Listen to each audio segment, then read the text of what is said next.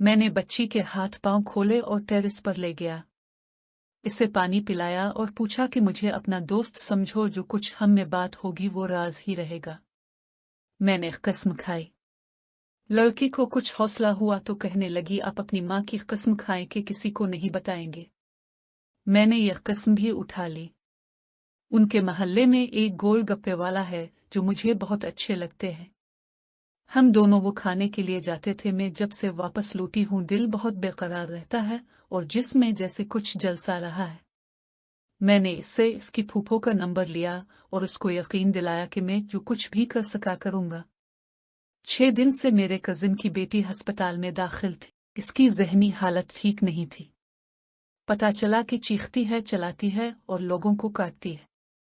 मुझे पता चला तो मैं उसे देखने अस्पताल गया। बच्ची की टांगें और हाथ बांधे हुए थे और वो तड़प रही थी। 12 साल की बच्ची है। डॉक्टर साहब से मिला तो बोले हिस्टीरिया है। बाप से पूछा तो कहने लगे इसको साया हो गया है।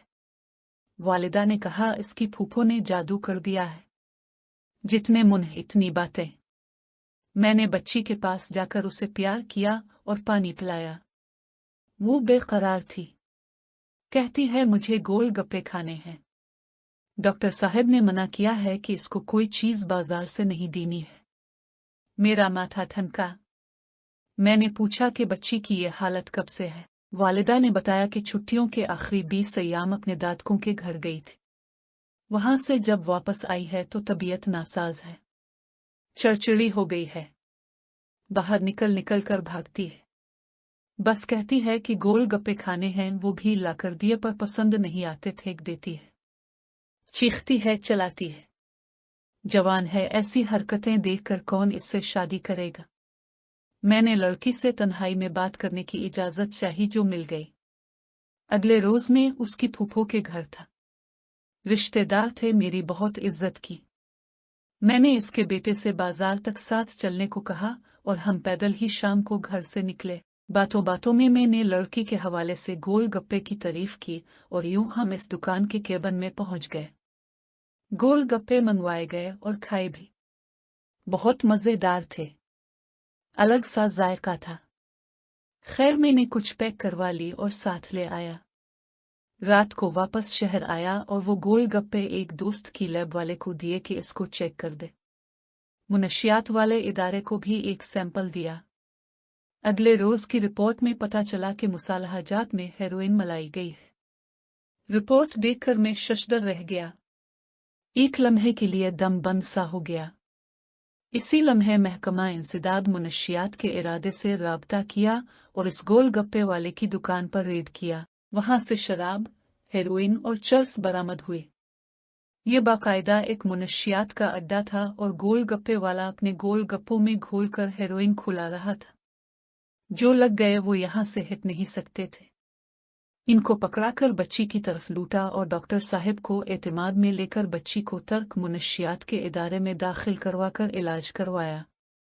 इसकी फूफो से खुलकर बात की और बच्चे को भी इलाज के लिए बुलवाया और उसका भी इलाज करवाने के बाद मैंने दोनों घरानों को आमने सामने बिठाया और उनसे सारा मामला कह दिया। कुछ किस्म तो टूटी मगर अल्लाह ताला से तौबा कर ली और कफारा भी अदा किया, मगर मेरी कोशिशें से वो बच्चे मन्नी के बंधन में बंध गए। ये तो था वाकया।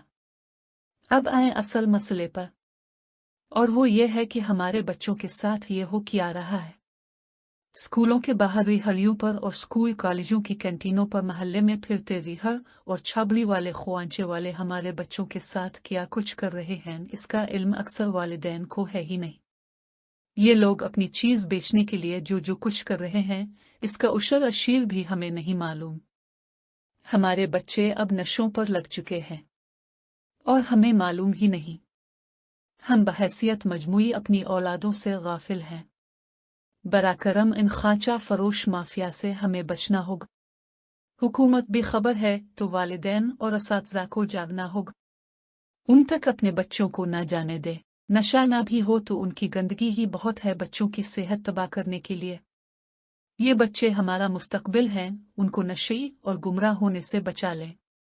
गोल गप्पे वाला तो गोल गप्पे बेच जाएगा मगर हमारी पूरी नस्ल नशा आवर बनकर तबाह हो जाएगी। जागते रहोगे वरना सब कुछ सो जाएगा। आ अल्लाह हमारी हिफाजत फरमा इन दुश्मनों से, आमीन।